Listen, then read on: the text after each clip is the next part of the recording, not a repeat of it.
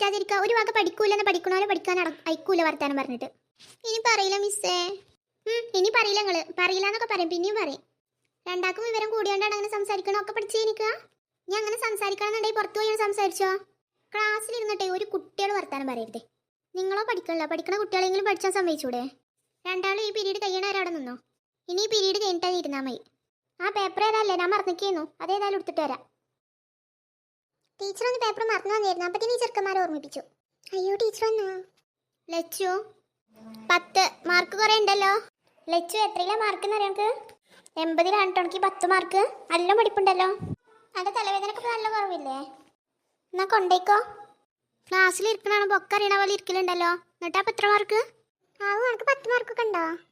എനിക്ക് 10 മാർക്കുള്ളൂ. അപ്പൊ എന്റെ കാര്യം എടുക്കാണ്ടാവില്ല. ഈ ചണ്ട അത്രയും ഉണ്ടാവില്ല. വിഷ്ണു വേഗം വാ. എടാ നിന്നെ വിളിക്കണ ചെല്ലേ. പേപ്പർ താഴെ നോക്കിക്കോ.